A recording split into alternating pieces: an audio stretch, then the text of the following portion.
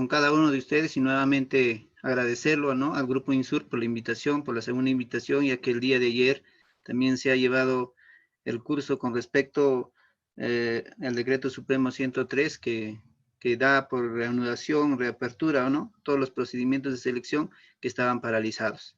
Entonces, también recalcando nuevamente que este decreto Supremo 103 solamente alcanza a las dos etapas, ¿no?, a la etapa de actuaciones preparatorias y procedimientos de selección.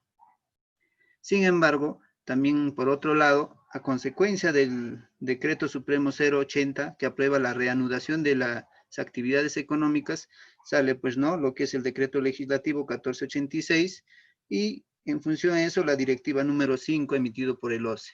Eso de aquí más sobre todo es con alcances para ejecución de obras, pero esto de aquí para la otra etapa, ¿no?, la tercera etapa, que es ejecución contractual, en este caso, la reactivación de obras públicas.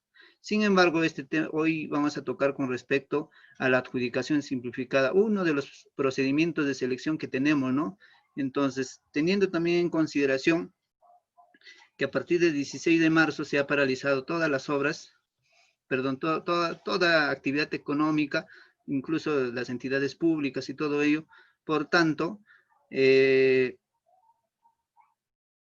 a partir del Decreto Supremo 103, pues se reanuda esto, ¿no? Entonces, ahora vamos a tocar con respecto a las adjudicaciones simplificadas. ¿En marco a qué? En marco a la Ley de Contrataciones del Estado de la 3225, ¿no? Que efectivamente que está de acuerdo con su Decreto Legislativo 1444, que esta es la última modificación, y asimismo tenemos el Decreto Supremo 082, que aprueba el tubo de la Ley de Contrataciones. Y su última modificación que entra en vigencia a partir del 14 de diciembre, el Decreto Supremo 377. La Ley de Contrataciones, pues, enmarca, ¿no?, tres fases: la planificación y actuaciones preparatorias, los procedimientos de selección y ejecución contractual. En la planificación, netamente dentro de la planificación, actuaciones preparatorias, podemos decir que se dividen en dos. Una parte donde dice la planificación, es decir, este año 2020 deberíamos haber planificado, es decir, si todo hubiera, no hubiéramos estado con respecto a, nosotros no hubiéramos sufrido del coronavirus, no hubiéramos el Estado no hubiera declarado en estado de emergencia, es decir, hubiéramos estado con toda normalidad. Con respecto a la planificación, este año 2020 hubiéramos planificado para el año siguiente, 2021. ¿En qué forma? En la forma que nosotros deberíamos planificar qué bienes, qué servicios o qué obras vamos a contratar durante el año fiscal siguiente. Es decir, si yo soy área usuaria, imaginemos, yo soy área usuaria de que me encargo de servicio de vigilancia, entonces yo tengo que prever, planificar para el siguiente año, decir, ¿no? Para el siguiente año, 2021, voy a seguir requiriendo el servicio de vigilancia. De igual forma, si soy área usuaria de limpieza, también de limpieza. O soy funcionario que hace requerimiento, o estoy considerando dentro del área usuaria para tal vez el alquiler del inmueble, también tengo que considerar, es decir, para el 2021, también tengo que considerar un presupuesto, un alquiler de ese inmueble, ¿no? Para el funcionamiento de mi institución. Entonces, de esa forma, cada una de las áreas usuarias deben programar. Entonces, si hubiera estado esto con toda su normalidad, entre marzo y abril se hubiera programado, ¿no? Es decir, qué bien, qué servicios, cada una de las áreas que se involucran. Entonces, ¿a dónde deberían haber pasado esto? Pues al órgano encargado de contrataciones. ¿A quién se llama órgano encargado de contrataciones? Pues aterriza con distintos nombres, ¿no? Pueden ser abastecimiento, puede ser logística, dependiendo ya de la particularidad de cada institución, cómo lo denomine esta entidad al órgano encargado de contrataciones. Entonces, ¿qué debió hacer el órgano encargado de contrataciones? Pues efectivamente consolidar estas necesidades, ¿no? Consolidar, a ver, por ejemplo, todas las áreas usuarias, pues por lo general, casi la gran mayoría requieren combustible, requieren útiles de escritorio, entonces eso debió haber consolidado, es decir, hubiera juntado y hubiera determinado si este bien, este servicio, una vez que ya se haya consolidado, superan o no superan a las 8 ITs. Y si superan, debe haberse hecho pues el proyecto del PAC, solamente un proyecto, ¿no? Tanto del bien, tanto del servicio como de la obra. Y si no superan a las 8 ITs, pues se quedaban ahí nada más, ¿no? En cuadro de necesidades.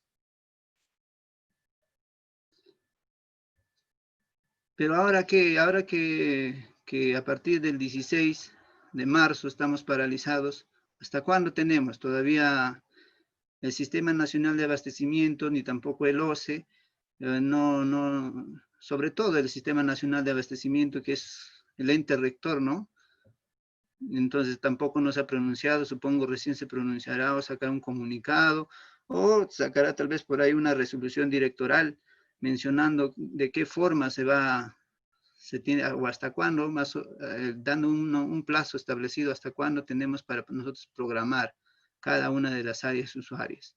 Pero ahorita en la fecha tampoco no tenemos. Este de los cuadros de necesidades va pues a la par con ¿quién? A la par con el POI, ¿no? Y el POI también ha sido ampliado para su modificación. Entonces, como no tenemos POI, no podemos hacer un cuadro de necesidades.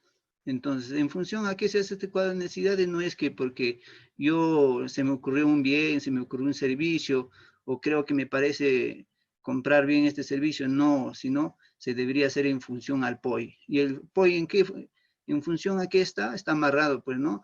Al Plan Estratégico Institucional, que es el PEI. Entonces, ¿esto con qué finalidad? Con la finalidad de alcanzar el objetivo que tiene pues cada institución, ¿no? Dependiendo al sector donde se encuentra. Después viene ya pues la otra etapa dentro de la primera fase, las actuaciones preparatorias, ¿no? Los actos preparatorios.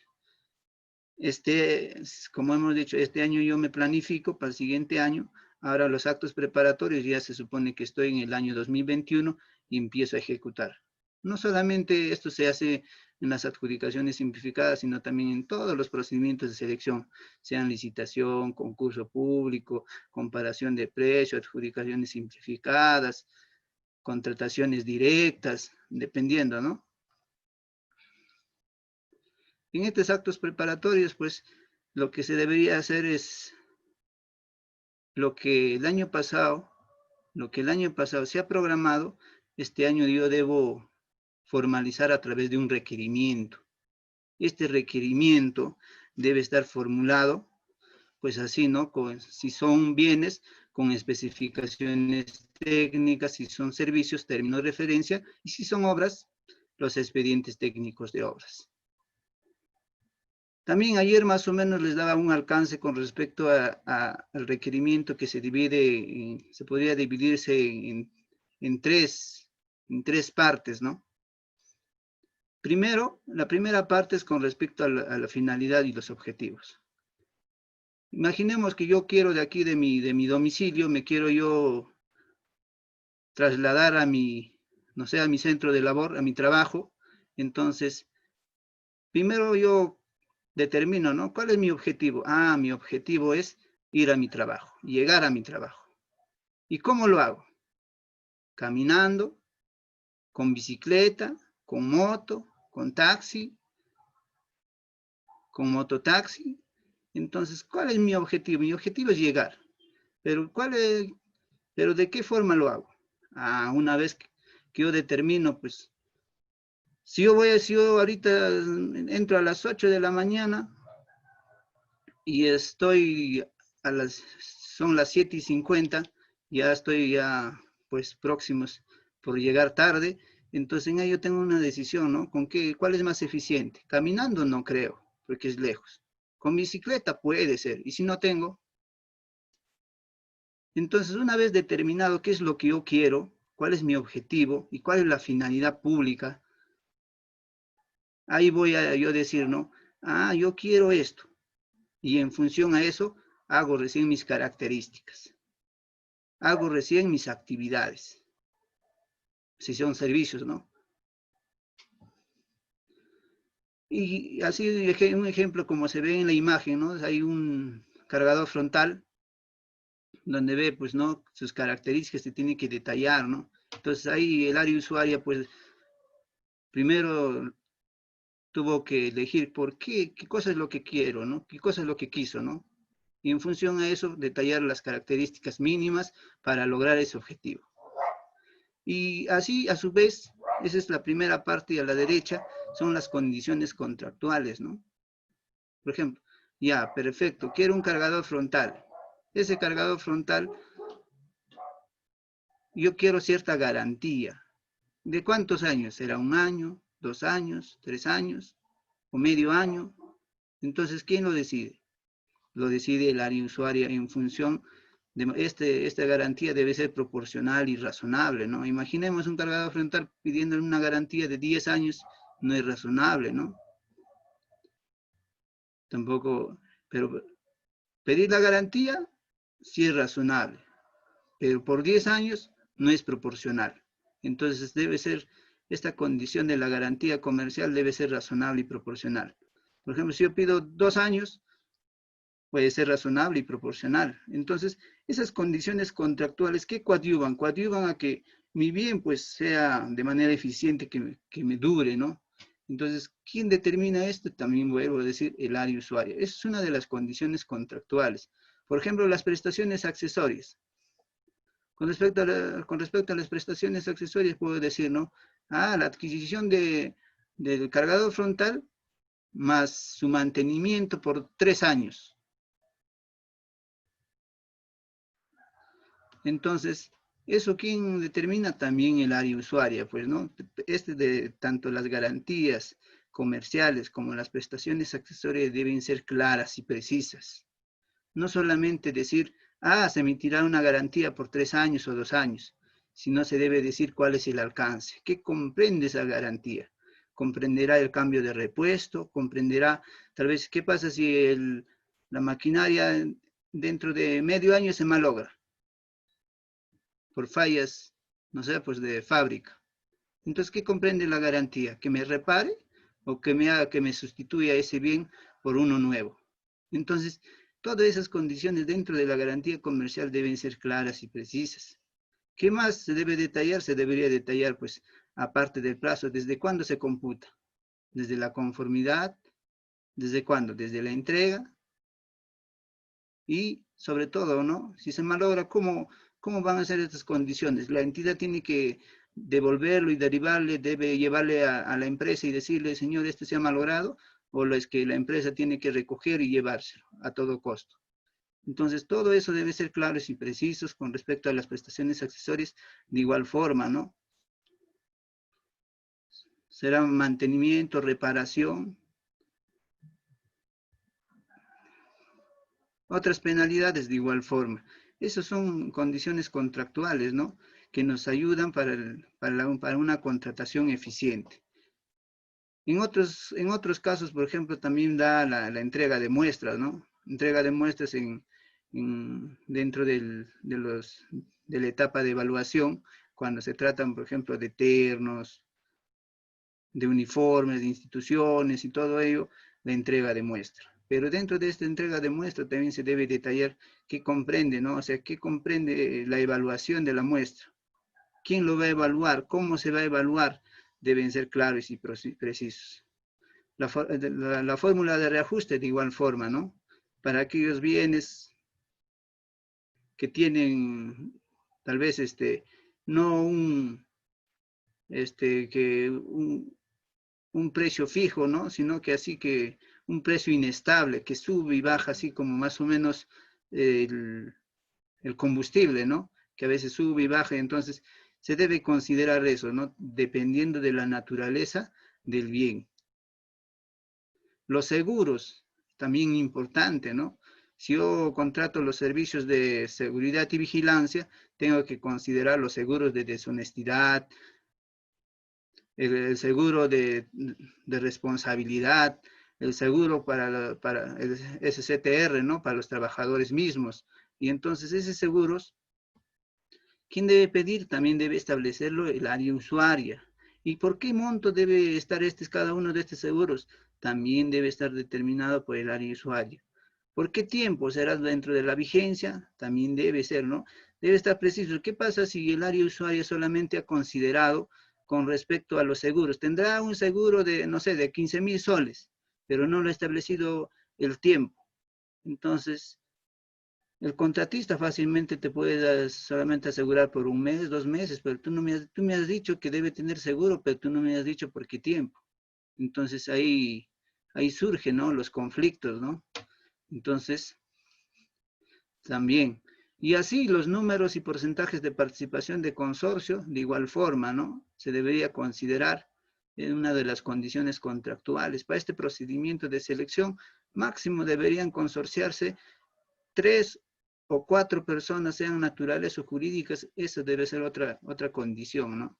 Y sobre todo, la condición más importante para una contratación eficiente es considerar el porcentaje de participación. Decir, ¿no? Aquella empresa natural o jurídica que encuentre mayor experiencia debe tener una participación mayor, no sé, pues imagina un ejemplo, ¿no? No menor de 80% de participación. ¿Con qué finalidad? Con la finalidad de que nosotros le estamos condicionando al postor, a quien me ejecute un mayor porcentaje de ese bien, de ese servicio, de esa obra, sea aquella persona quien tiene más experiencia. ¿Qué pasa si nosotros no consideramos esta condición contractual del porcentaje de participación del consorciado? Hacen al revés, pues, ¿no? Imaginamos, hay una empresa A y una empresa B, la empresa B tiene mayor experiencia, la empresa A recién se está enmarcando en estas actividades, por tanto no tiene experiencia. Pero B, hay un procedimiento de selección que es de su interés, y entonces deciden consorciar. ¿Qué hacen? El que tiene menor experiencia eh, en su propuesta, pues se va con mayor participación, ¿no? A un 80, a un 70%. ¿Con qué finalidad? Con la finalidad de agarrar mayor experiencia. Y el que tiene mayor experiencia tiene una menor participación en la contratación. Entonces, ¿se garantizará la contratación eficiente esto? Efectivamente que no garantiza. ¿Por qué? Porque quien me está ejecutando es aquella persona que tiene menor experiencia, me está ejecutando en su mayor proporción.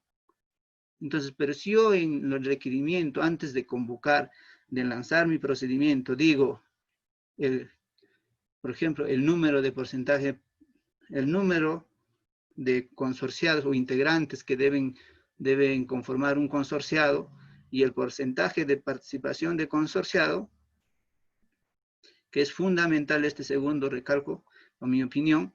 Entonces, aquí yo estoy garantizando efectivamente quien me va a ejecutar es aquella empresa o persona natural quien tiene mayor experiencia. A su vez, esa es la segunda, ¿no? Que se divide, características del bien, esa es la primera, si es que es un bien. Si sería servicios, fuera pues las actividades del servicio. Como segundo es las condiciones contractuales y la tercera son los factores de calificación. Estos factores de calificación ya pues están establecidos, ¿no? ¿Dónde están establecidos? Están establecidos ya pues por el OCE y dentro de las bases estándar. Tenemos, por ejemplo, las famosas habilitaciones, dentro de ellos dependiendo, ¿no? De qué bien, de qué servicio se trata. Entonces, esto también es potestad del área usuaria considerar, teniendo en consideración la característica del bien, del servicio. Por ejemplo, si yo quisiera adquisición de combustible, necesariamente tengo que pedir pues, cierta habilitación, ¿no? Que tenga cierto permiso. Ejemplo, si yo quisiera también el servicio de vigilancia, tiene que tener pues cierto permiso, ¿no? 2 permisos, incluso por su CAMEC y una copia de estar inscrito en el RENIEL, ¿no? ¿Por quién es emitido esto? Por el Ministerio de Transportes. Entonces, estos permisos a la institución, perdón, a estos permisos al proveedor son considerados como habilitaciones, que muchos confundimos dentro de este requisito de calificación. Dentro de habilitación consideramos lo que son, por ejemplo, las municipalidades que te dan los permisos, ¿no? Para tu establecimiento. Eso de ahí no se considera como una habilitación, sino eso estamos confundiendo. Otros consideran, por ejemplo, estoy adquiriendo un cierto producto y ese producto tiene que tener el permiso por DIGESA o no sé, pues no, dependiendo si son, qué tipo de productos son. Por ejemplo, si son productos como, a ver, como arroz, como, no sé, ahora último que han comprado, ¿dónde le están considerando dentro de estos requisitos de habilitación? Cuando en realidad esto de aquí no comprende en este factor de habilitación, sino comprendería dentro de los requisitos de documentos obligatorios. Es decir, dentro de los requisitos, dentro de la declaración número 3, ¿no? En el anexo número 3, declaración jurada del anexo número 3.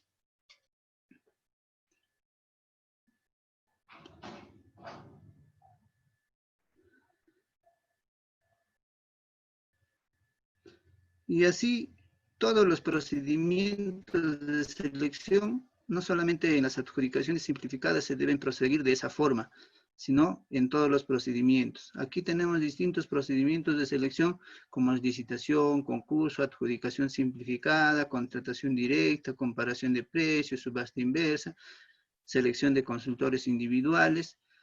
¿Y cómo se determinan esto? Pues se determinan de varias formas, ¿no? ¿Cómo se determina si es licitación, concurso? Primero tengo que ver el objeto, ¿no? El objeto, ¿qué es? ¿Es bien? ¿Es servicio en general? ¿Es consultoría de obras? ¿Consultoría de general? ¿O obras? ¿Cuál de ellos es? Dependiendo de la cuantía uno llega, pues, ¿no? Que es una adjudicación simplificada. Mucho ojo aquí. Por ejemplo, muchos se preguntan con respecto a la confección de los ternos, ¿no? Muchos dicen, cómo lo contrato? ¿A través de una compra, adquisición de ternos, de uniformes para los funcionarios de la entidad? ¿O lo contrato a través de un servicio de confección? Entonces, mucho confundimos, ¿es bien? ¿Es servicio? ¿De qué forma? Va a depender mucho de cómo es la característica de tu contratación. Por ejemplo, si si si la entidad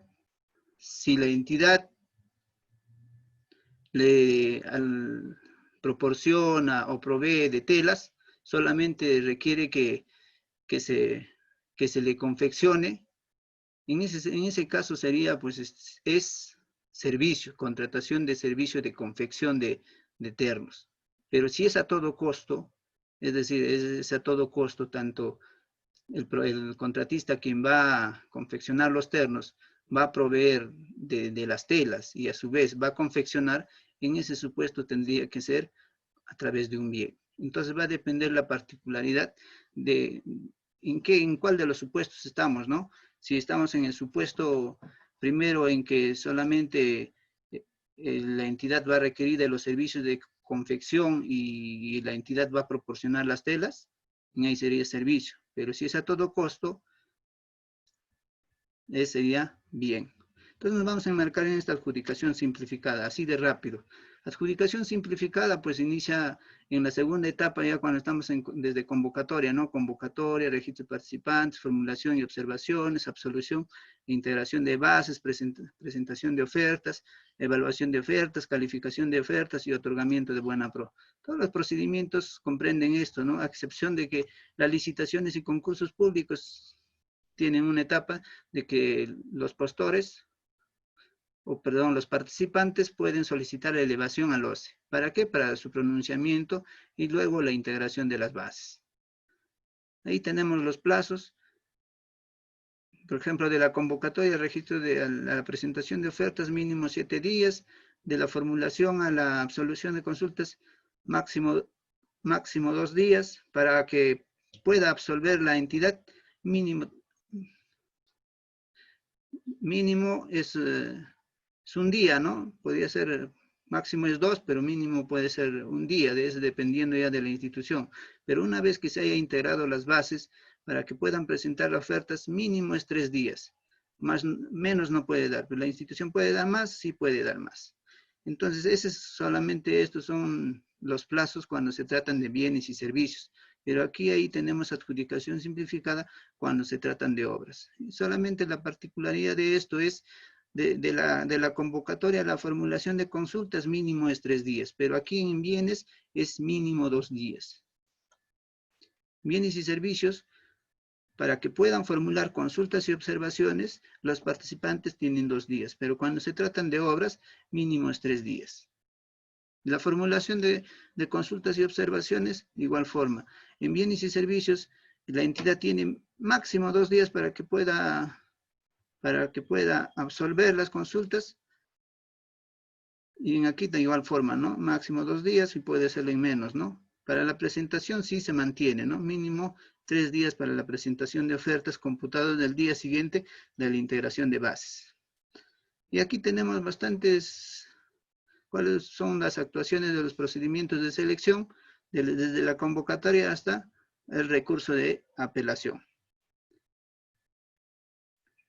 Enmarcándonos netamente en la adjudicación simplificada, comprenden todo esto, ¿no? Convocatoria, registro de participantes, formulación de consultas, absolución de consultas, elevación de actuaciones no corresponden. Ahí no hay elevación de bases, y como no hay elevación de bases, efectivamente no hay pronunciamiento de bases. Los demás sí hay, ¿no? Integración, presentación, revisión, otorgamiento, consentimiento y recursos de apelación.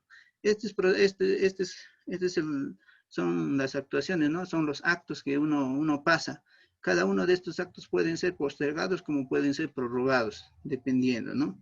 En este caso, por ejemplo, a partir del 16, de acuerdo al Decreto Supremo 44, que declara en estado de emergencia el gobierno nacional, todas las etapas debieron haberse prorrogado o en otros postergado, ¿no? Si era un ejemplo, si estaba previsto para el 16 de abril, 16 de marzo, la presentación de ofertas, esto debió ser postergado hasta la fecha, ¿no? Que ya ya se ha reactivado, ¿no? Ya no está paralizado. Pero si teníamos dentro de la absolución de consultas, imaginemos, tenemos 3 días, pasó un día y quedaban 2, pero llegó esta paralización, entonces en ese supuesto no hay postergación, se llama prórroga, ¿no? Prórroga es cuando amplías, pero posterga es cuando, en el ejemplo de la presentación de ofertas, estaba previsto para una fecha y postergo para otra fecha. O la evaluación de ofertas, calificaciones, también de igual forma puede ser postergado, ¿no? Estaba establecido para una fecha, lo postergo para otra fecha. Entonces hay que distinguir cuándo es una postergación y cuándo es una prórroga.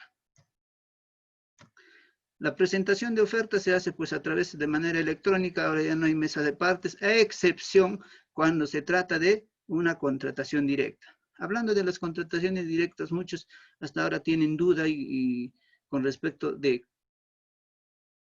cuántos días hábiles tengo para poder regularizar. ¿Son 10 días o 30 días? Pues efectivamente, si tú eres municipalidad provincial o distrital, tú has adquirido las canastas por situaciones de emergencia, tienes 10 días para regularizar todos estos actuados. 30 días es solamente para el Ministerio de Salud y para el Ministerio de Vivienda, que hay una norma, ¿no? Expresamente para ellos que les ampara de acuerdo al decreto de urgencia número 25 para el sector de salud y del decreto de urgencia número 33 cuando se trata de vivienda. Para ellos sí son 30 días hábiles, pero si somos municipalidades es 10 días de acuerdo a la ley de contrataciones del Estado. Entonces, idiomas aquí bastante importante para si son postores. Cuando se tratan de experiencias, por ejemplo, de otro país, entonces esto de aquí debe ser, antes era pues traducido de manera, no se exigía una traducción, ¿no? En este caso, la declaración jurada, formatos o formularios debe estar firmado por el postor, firma minúscula. Ah, y otra cosa aquí, muchos postores pegan su firma. Como ahora es electrónico nada más, al momento de elaborar o estar armando su propuesta, pues lo hacen un copy y pegue, lo lo cortan la firma y lo van pegando, ¿no? Esto puede ser factor de, incluso de descalificación, ¿no? Es regularizable en algunos casos, sí es regularizable, pero si esto lo voy a pegar en mi propuesta, en mi formato de la parte económica, esto no es regularizable. Entonces, el comité también, mucho ojo, el comité, si es que están ahí los comités, tienen que fijarse bien si la firma está manuscrita o es que está pegada. Si es que está pegada, eso no se considera como válido. Y si es que lo han pegado en todos los documentos, a excepción de la económica, es pasible de subsanación. Si presentan en español o acompañan de la respectiva traducción, hablaba de la traducción juramentada o colegiada, ¿no? Certificado. ¿Qué pasa si yo soy de otro país, de otro idioma, quiero traer aquí a Perú? Entonces esto debe ser traducido. Y esa traducción, si es que lo presento, puede ser, ¿es pasible de subsanación? Correcto. Si acompaño la traducción, sí es pasible de subsanación, pero si no acompaño la traducción, no es posible, ¿no? Entonces, así breve con respecto a la revisión de las propuestas, tenemos cuatro etapas, ¿no? La admisión de la evaluación de propuestas, evaluación de la propuesta, calificación de la propuesta y otorgamiento de buena pro. Entonces, todos los procedimientos de selección pasan por esto. Entonces, ¿cuál es la particularidad de una adjudicación simplificada en cuanto ya estoy evaluando si hubiera empate, ¿cuál es? Si se trata de bienes y servicios en general, el desempate se hace de la siguiente forma, ¿no? De acuerdo al siguiente orden de prelación. MIPE con discapacidad, MIPE normal y sorteo. Imaginemos que es la adquisición de mesas, carpetas, y entonces hay dos postores que empataron.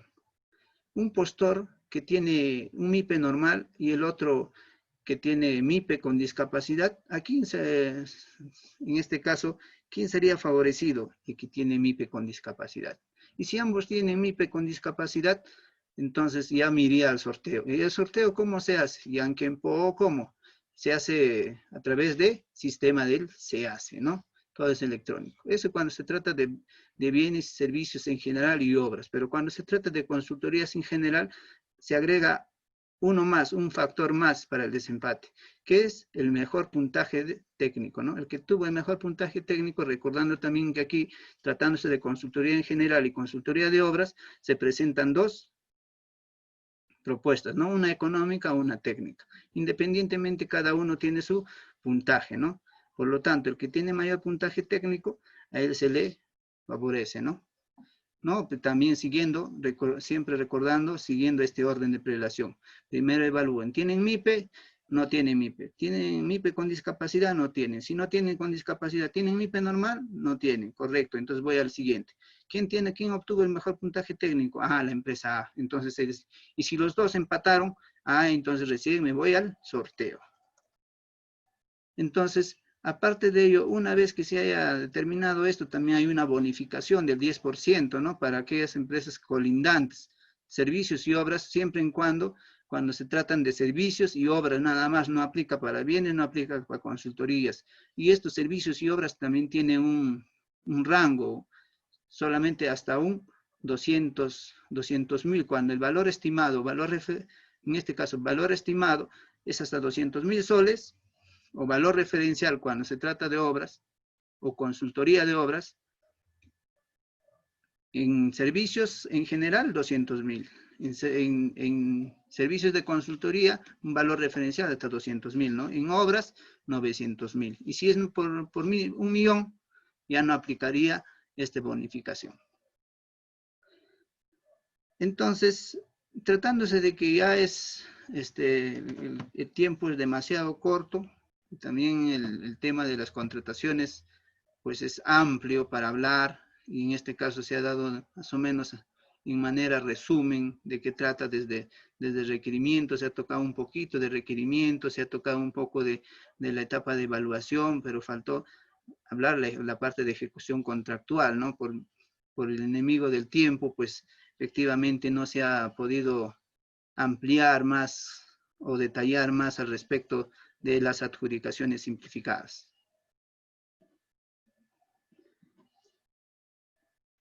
No sé si habrá alguna consulta.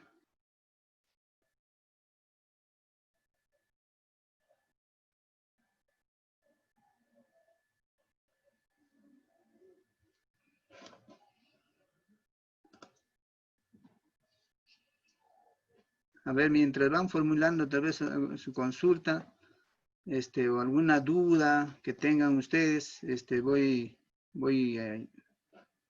comentándoles con respecto a de las bonificaciones, ¿no? Que las bonificaciones, pues efectivamente, ¿de qué forma se mide? Se mide con la dirección del IRNP. El gobierno regional de Ayacucho, imaginemos que está convocando una ejecución de una obra en la provincia La Mar por, por $500,000. Y entonces hay contratistas donde se presentan, uno es imaginemos, de la provincia aquí Huamanga, otro de la provincia a ver, de Huanta, otro de la provincia eh, de Lucanas, imaginemos, otro con respecto de la convención que pertenece a Cusco. Y entonces, ¿quiénes deberían ser beneficiados con esta bonificación del 10%? Esta bonificación del 10% deberían ser aquellas empresas, sean naturales o jurídicas, que colindan, ¿no? Es decir, ¿quiénes colindan? ¿Quiénes están alrededor en el círculo? ¿Qué provincias están en el círculo de la mar? Entonces, independientemente si son de la misma región o no, entonces eso no nada tiene que ver si es de otra región, de la misma región. Entonces, un ejemplo, es colindante con la convención. Si es colindante con la convención, con la provincia de Convención que pertenece a la región de Cusco, entonces se le tendría que otorgar 10%. Otros le agregan, ejemplo, ha llegado el tope de hasta el 95 puntos, más el 10% sería 105. De esa forma calculan. No, la fórmula no es de esa forma, es decir, obtuvo 95 puntos. ¿Cuánto es el 10% de 95? 9.5. Entonces 95 más 9.5, ese es su puntaje total. De igual forma sucede en los servicios. Tenemos que ver la colindancia, ¿no? La colindancia de las provincias. Y hasta un monto máximo de 200,000. Pero si es 300,000, ya no aplica de la bonificación por más solicitud. Y cuando se trata de consorcios, los dos consorcios, para que sean favorecidos en caso de empresas consorciadas, si son dos empresas que constituyen el consorcio, esas dos deben estar en la provincia que colinda. Caso contrario, si uno nada más cumple ese requisito de la colindancia y el otro no cumple este requisito de colindancia, efectivamente que no se le da, pues, ¿no? No es favorecido con el 10%. No sé si al respecto habrá ya alguna consulta.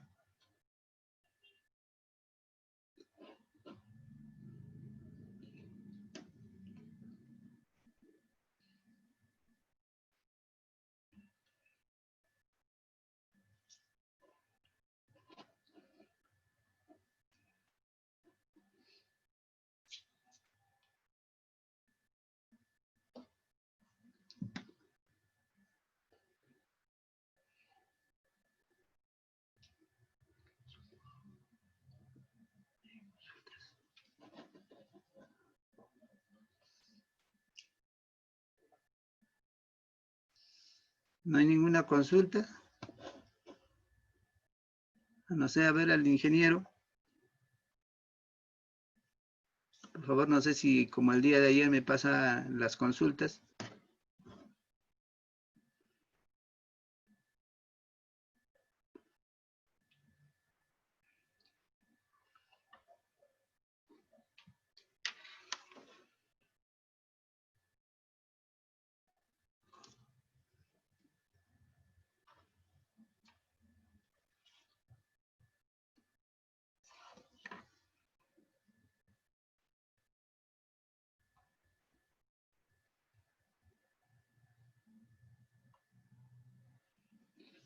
A ver, mientras nos pasan las consultas, vamos hablando con respecto a la admisión, evaluación, que de manera breve nada más se ha tocado.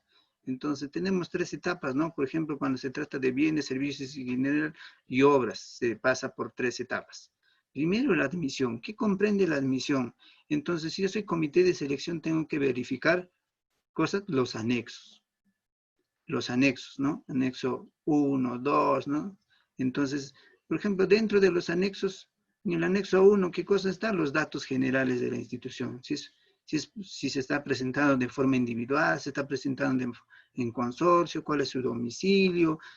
También está ahí haciendo una declaración donde indica, ¿no? Que está diciendo que su correo electrónico está autorizando que al correo electrónico puede ser notificado, ¿qué cosas? Puede ser notificado la orden de servicio o compra cuando se tratan de contrataciones menores a 100.000 soles, ¿no? Recordemos, y también muchos se preguntan con lo siguiente: ¿de qué forma se notifica la orden de compra, la orden de servicio cuando se perfecciona con este tipo de documento?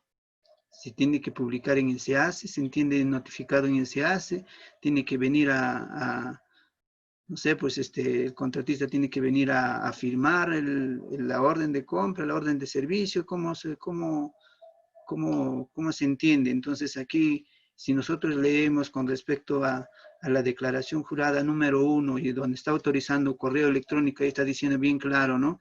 Que cuando es menores a 100.000 soles, estoy autorizando que la orden de compra, la orden de servicio, dependiendo, debe ser notificado al siguiente correo electrónico. Entonces, él está autorizando. Entonces, bajo esa autorización, nosotros como institución, una vez que nosotros tengamos esa orden de compra, esa orden de servicio, debe ser notificada a ese correo electrónico en la cual ha sido autorizado. Entonces, ese es más o menos con respecto a la declaración jurada 1. Después se ve también con respecto a si es persona natural, jurídica. Si son jurídica, se tiene que considerar con respecto a la vigencia de poder. Esta vigencia de poder no debe tener mayor de 30 días desde su emisión a la presentación de ofertas. Ahora ¿qué ha pasado? Otros preguntan, pero si recién acaban de reanudar los procedimientos de selección, pero aún todavía, por ejemplo, en la ciudad de Ayacucho, Registros Públicos no atiende sus oficinas, ¿no? ¿Y de qué forma obtengo mi vigencia de poder? Entonces no voy a poder presentar, no es que no vas a poder presentar este tipo de documento específico como para poder adquirir nuestra vigencia de poder. Eso se hace a través de una plataforma, ¿no? Es de manera virtual, ese es inmediato. Entonces no habría pasibilidad, no habría justificación alguna y decirle a la institución, te presenté una vigencia de poder mayor de 30 días porque la entidad Registros Públicos no atiende. Entonces también el comité de selección pues no tendría esta consideración porque esto no es una justificación. La vigencia de poder sí se puede obtener a través de electrónicamente, ¿no? Después, la acreditación con del anexo número 3, pues la acreditación del cumplimiento de las especificaciones técnicas, si se tratarán de bien, y los términos de referencia. Entonces, a su vez, aquí debería yo verificar, pues, ¿no? Si está firmado, está llenado o no está llenado. Cuando se trata de obras, tengo que verificar en la etapa de admisión si el valor estimado está por debajo de los 90% o está por encima del 110%. Si es que está fuera de este límite, se consideran no admitidos las propuestas. Y como no están admitidos, solamente pasan a la siguiente etapa, que es a la evaluación, ¿no? Y en la evaluación, pues dependiendo qué factores ha considerado el comité de selección en la etapa de evaluación, y ahí tengo que tener en consideración pues, los respectivos puntajes que se ha considerado, ¿no? El puntaje máximo a obtener es el 100 puntos.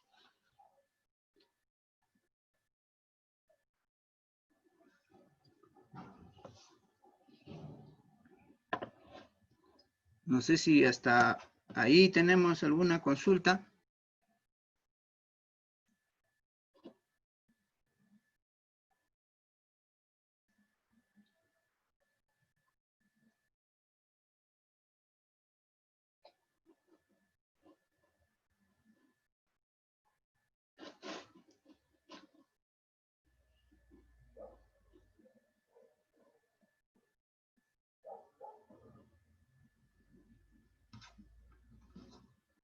No hay ninguna consulta.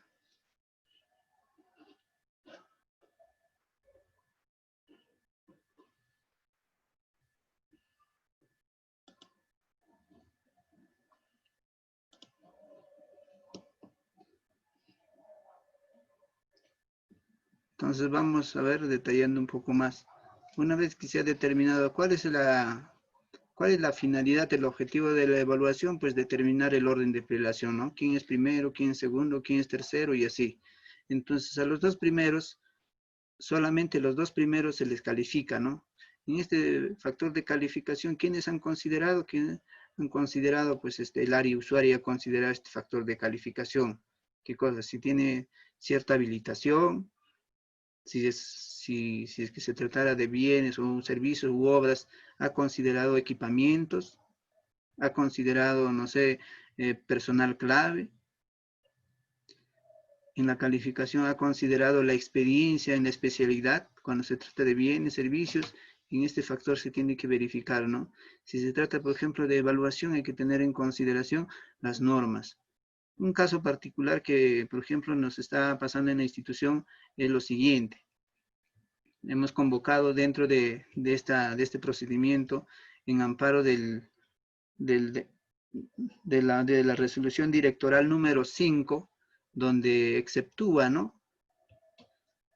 Donde exceptúa que cuando la entidad considere que es esencial el procedimiento de selección, esencial un bien, una prestación de un bien, un servicio, la entidad debe convocar. Entonces, como nosotros hemos considerado que es esencial la prestación de seguridad y vigilancia, toda vez que están próximos a concluir, se ha solicitado los requisitos de habilitación, como es el permiso de SUCAMEC, como son el registro en el RENIEL, ¿no?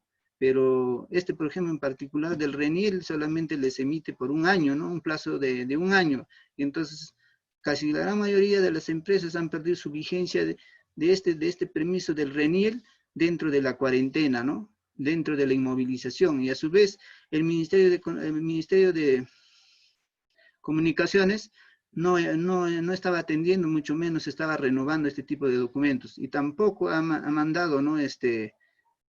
Ningún comunicado indicando que se prorroga de forma automática aquellas empresas que tienen esta inscripción y pierden la vigencia dentro de la cuarentena, se entiende como prorrogado. No hay, ¿no? En cambio, hay otras instituciones donde, por ejemplo, Sucamex si saca, ¿no? Un comunicado donde indica claramente a aquellos que pierden la vigencia dentro de la cuarentena, se entiende como renovado, prorrogado esta vigencia. Asimismo, por ejemplo, el OCE también saca un comunicado a aquellos que pierden la vigencia de la certificación, ¿no? De los funcionarios que trabajan en el OCE, dicen que aquellas personas que han perdido la vigencia dentro de esta cuarentena, se les amplía, ¿no? Esa vigencia. Entonces, de esa forma, entonces, no hay una forma con respecto a una comunicación o una norma expresa donde prorroga, entonces hay que tener en consideración eso. No sé si ahora ya habrá una consulta al respecto.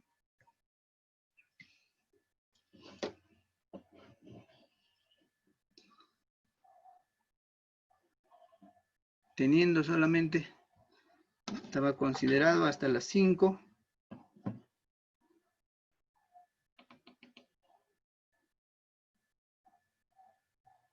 A ver, licenciado, un ratito voy a recopilar las preguntas. A ver si me espera un momentito, por favor. Correcto, le esperamos. Ya.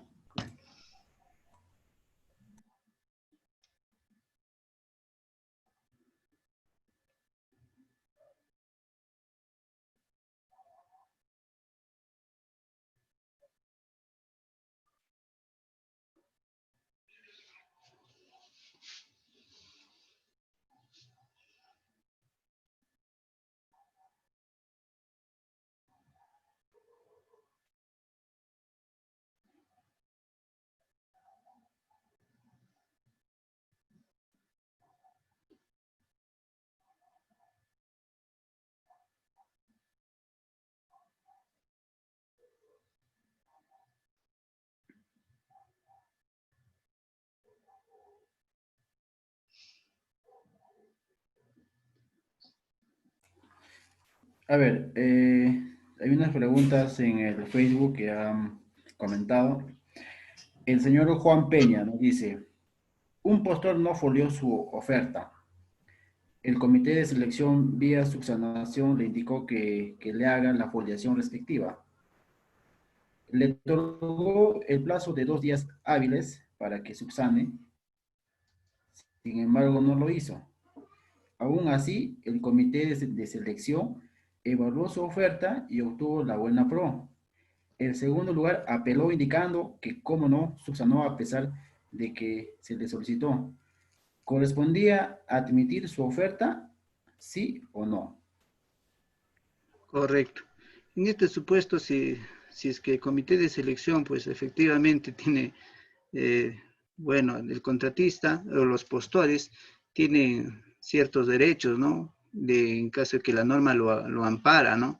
Es decir, ciertos documentos que pueden ser subsanables.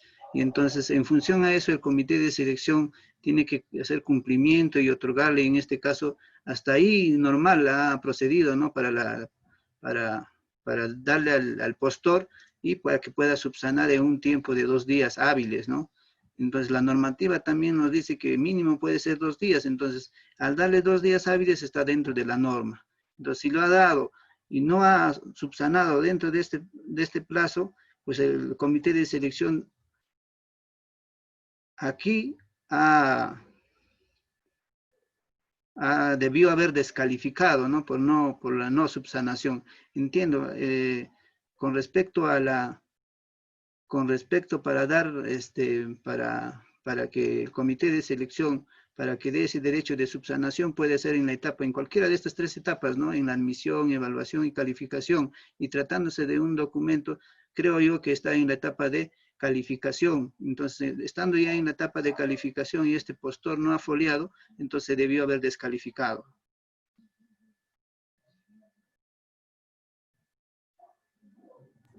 Ok, otra pregunta, a ver.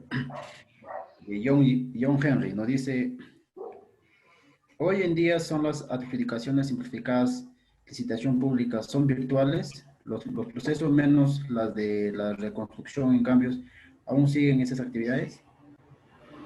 Correcto, a ver, aquí, a ver, a partir de esta reconstrucción con cambios, pues de dónde nace, nace pues de a partir del fenómeno que se ha pasado en el 2016, más no recuerdo, 2017, en el norte de Perú, ¿no? Entonces, a través de ese fenómeno, pues nace una autoridad llamada, ¿no? Autoridad con reconstrucción con cambios, que saca su normativa, ¿no? Que más o menos saca algunos puntos de la ley de contrataciones, que eso es otro tema, no nada tiene que ver con la ley de contrataciones, pero efectivamente ese tipo de procedimientos también se pueden convocar a través del SEACE, efectivamente sí se pueden convocar a través del SEACE. Con respecto a la adjudicación simplificada, todos son electrónicos. ¿Y desde cuándo se están reanudando de las adjudicaciones? No solamente las adjudicaciones simplificadas, sino todos los procedimientos. Entonces, en amparo del decreto supremo 103, a partir del 15 de este mes, pues, ¿no? Se puede ya, con toda normalidad, se puede reiniciar. Y al reiniciar, a ver, vuelvo a repetir, al reiniciar yo hago amparo, o sea, como yo hablo del decreto supremo 103, entonces al decir reiniciar, solamente estoy hablando de 2 etapas, las actuaciones preparatorias o procedimientos de selección. Tratándose de ejecución contractual, en el caso ejemplo de obras, no alcanza este decreto supremo, entonces para obras no podría estar reanudando, ¿no? A obras podría estar reanudando siempre y cuando esté en cualquiera de estas etapas, actuaciones preparatorias o procedimientos de selección, pero si está en la etapa de ejecución contractual, tendría que todavía, de acuerdo a la directiva número 5, tendría que ceñirse, ¿no? De acuerdo a la directiva 5 del OCE, ¿no? Donde indica que pueden iniciar las ejecuciones de las obras a partir de que finalice del estado de emergencia. Ya, ok. Otra pregunta tenemos, a ver, también lo mismo, dice, ¿un juez, un juez de paz puede legalizar una promesa de consorcio? Correcto, sí puede legalizar. Hay un pronunciamiento del OCE donde indica que efectivamente, si mal no recuerdo, que si no está a los 200 o 500 kilómetros alrededor una notaría, pues tiene esta facultad de legalizar. No solamente la promesa formal de consorcio, sino otro tipo de documento también. Y otra pregunta nos dice también acá. Buenas tardes, consulta. En el caso que como resultado del estudio de mercado se advierta que existe una pluralidad de postores y una sola marca que cumple los expedientes técnicos del bien objeto de la convocatoria, sobre tal hecho, la entidad estaría incurriendo en direccionamiento. ¿Cuándo se incurre en direccionamiento? Cuando el requerimiento, si aquí cuando el requerimiento está direccionado a cierto bien, a cierto servicio, en ese supuesto hay direccionamiento, pero aquí, a ver, hay otros que hacen, a ver, aquí Juan Peña creo dijo, amigo Juan Peña, aquí hay que tener en consideración lo siguiente, si se trata de un bien, por ejemplo, ¿qué es lo que hacen las áreas usuarias? Sacan, no sé, pues del internet o de no sé de dónde sacan las especificaciones técnicas, digamos, de una cierta marca. Entonces, solamente borran la marca y lo consideran todas las especificaciones técnicas. Por ejemplo, en el caso ejemplo de los ternos, ponen ciertas especificaciones de las telas con un cierto código, con código tal. Entonces, con ese código ya lo está direccionando a una cierta marca de tela. Entonces, en esa consideración, efectivamente, entonces, al momento de hacer la indagación de mercado, el órgano encargado de contrataciones pues, se da con la sorpresa que esas especificaciones técnicas está direccionado hacia una cierta marca. Entonces, aquí hay que tener en consideración, para eso es la indagación de mercado, la determinación, ¿no? El órgano encargado de contrataciones, si aquí ha detectado efectivamente que solamente hay un producto que cumple ese bien, ese servicio, pues aquí está hablando de especificación, entonces hablamos de un bien, entonces podría estar enmarcándose, podría decir que sí se está direccionando hacia una cierta marca. ¿Por qué digo podría? Porque también habría una excepción donde aquí, a ver, aquí un ejemplo, aquí de antes tal vez por la premura del tiempo no se ha hablado, pero gracias a esa pregunta lo voy a enfocar. Aquí dentro de las características del bien tenemos, por ejemplo, requisitos funcionales. Entonces, si tal vez por ahí el área usuaria ha considerado el requisito funcional, ejemplo, en caso ejemplo nada más de esta maquinaria en pantalla, así como los seres humanos también las maquinarias son. Por ejemplo, un ser humano de la costa, te lo traes a la sierra, pues su rendimiento físico no va a ser al igual, ¿no? Que de una persona que está en la sierra. De igual forma, las maquinarias, si cierta marca funcionan en cierto nivel del mar, al 100%, pero si lo subes a mayor altitud del nivel del mar, el rendimiento de esa maquinaria disminuye. Por lo tanto, entonces aquí el área usuaria si ha creído dentro de los objetivos de su finalidad de la contratación que debe cumplir en cierto nivel no sé, cierto nivel de altitud sobre el nivel del mar, que debe cumplir al 100% su rendimiento esa maquinaria, ¿qué pasará si solamente ese rendimiento del 100% cumple una marca? Pero mi objetivo, mi finalidad es eso, que rinda 100, si no, no logro mi objetivo. Si rinde 80, si rinde 90, no da. Por lo tanto, ¿qué pasará si solamente una marca cumple esa condición? Entonces ahí se estaría hablando de direccionamiento a una marca, efectivamente que no. Pero aquí para este requisito funcional se tiene que determinar, ¿no? Se tiene que precisar, se tiene que justificar por qué quiero de esa funcionalidad. Entonces va a depender, esa es cuestión de un poco de análisis, amigo Peña, si no se podría decir así tajante que es direccionamiento hacia una cierta marca. Ya. También tenemos una pregunta de Acosta Social, dice, las tomas de inventario físicos de bienes muebles e inmuebles, ¿se aperturarán las convocatorias? La toma de inventario físico. Bueno, es una pregunta que también hizo Acosta Asociados. Bueno, si te refieres, amigo Acosta, con respecto si las entidades, efectivamente, según la normativa de la SBN, pues el servicio para hacer el inventario es una vez al año, ¿no? Entonces a diciembre, pero por por disposiciones internas se puede hacer pues 2 veces al año. Entonces, ¿qué pasará si yo quiero el servicio de que me hagan el inventario de mis bienes inmuebles y yo quiero realizar ese servicio? Pues efectivamente, como se han reanudado este tipo de servicios, puede continuar con toda normalidad el servicio, ¿no? Es decir, siempre en cuando tienes que ver tú también entidad que no vulneres esta de la cuarentena, ¿no? Entonces no es que todos los servicios, entonces tienes que ver si una vez que se otorga la buena pro y me quiere que me realice, entonces tengo que disponer ciertas condiciones, ¿no? Que no vulneren el Decreto Supremo 44 del estado de emergencia. Si se refiere a eso, a los procesos. Bien.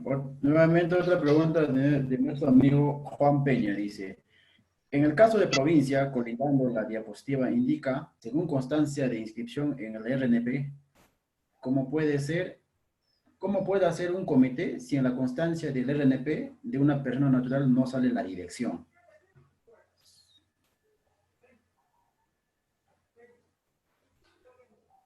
Efectivamente, como a un inicio dije que para poder determinar, para que una persona natural o jurídica sea, se considere o sea beneficiado con la bonificación del 10%, el comité de selección tiene que ver la dirección, ¿no?, que consigna en el RNP.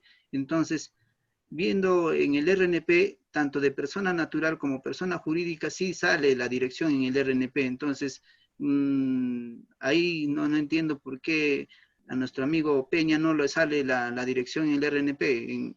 En las dos situaciones sí debe salir el RNP, la dirección en el RNP. Claro. Otra pregunta de Harold nos dice, ejemplo de delito en el proceso de selección. Unos dos ejemplos, licenciado. Un ejemplo podría, a ver, muchos, ahora que está de moda el famoso colusión, ¿no? ¿Qué pasará? Un ejemplo, a ver, estamos en la etapa de ejecución contractual, suponiendo, en la etapa de ejecución contractual, ahora en este tiempo, y entonces, o en cualquier otro tiempo, entonces, ¿qué podría pasar? Un ejemplo, entonces, el contratista, el servicio de, no sé, cualquier servicio, cualquier prestación, haya sufrido alguna penalidad, sea por otras penalidades, o sea por penalidad por mora, cualquiera de estas sea, y entonces el órgano encargado de contrataciones, a su vez, el área usuaria, no ha determinado, no ha podido ver, no ha indicado esta penalidad. Entonces, al intervenir el OSI, al evaluar, entonces ahí dice, señor entidad, ¿por qué usted no ha aplicado la penalidad si ha incurrido en este incumplimiento? Entonces ahí podría decir, ustedes se han coludido, ¿no? Por eso no le has aplicado la penalidad, porque has perjudicado a la institución, a la entidad. Tú debiste haber cobrado, no sé, cierta cantidad, le correspondía a que le cobres por esa penalidad que haya incurrido. Entonces ahí podría ser un pasible de colusión, ¿no?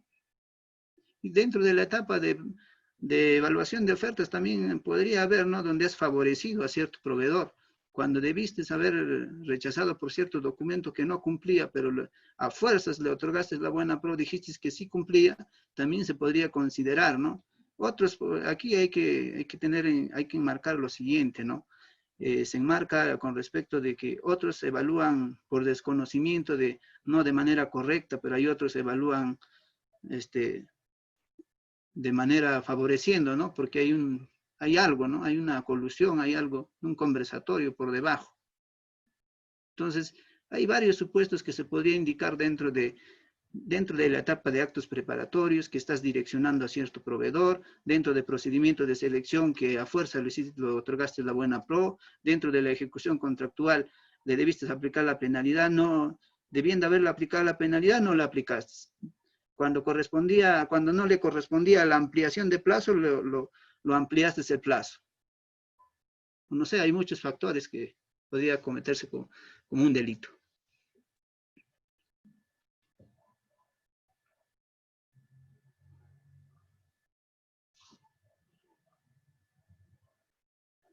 No se le escucha. Micrófono está. El micrófono está apagado. A ver, ahora sí, ¿no? Ya. Dice, soy funcionario de un gobierno local y a la vez soy socio de una empresa. ¿Puedo participar en las convocatorias en el mismo gobierno local que trabajo? ¿Y cuáles son las acciones que me No sé si competen? podría repetir, por favor. A ver, dice, soy funcionario de un gobierno local y a la vez soy socio de una empresa. ¿Puedo participar en las convocatorias en el mismo gobierno local que trabajo? Con respecto a los impedimentos. Aquí va a depender mucho. A ver, si yo soy, imaginemos cuando dice de un gobierno local, puede ser provincial o distrital. Va a ver dependiendo qué tipo de cargo ocupa este funcionario. Imaginemos que esa persona soy yo, ¿no? Imaginemos que yo tengo mi empresa y a la vez trabajo, no sé, pues en un distrito pequeño, pero como, no sé, como gerente municipal y tengo mi empresa. Entonces, si nosotros revisamos el artículo 11 de la Ley de Contrataciones del Estado, esta persona pues está impedido a nivel nacional porque tiene un cargo con poder de decisión, de dirección. Por tanto, mientras dure su cargo como gerente, está impedido a nivel nacional. Pero ¿qué pasará si yo no soy gerente? No sé, no sé, pues secretario, soy asistente, que no tiene poder de decisión. Por lo tanto, yo solamente tengo el impedimento con mi empresa en esa institución donde vengo laborando, pero en otras instituciones no estoy impedido, ¿no? Va a depender mucho del cargo que yo ocupo.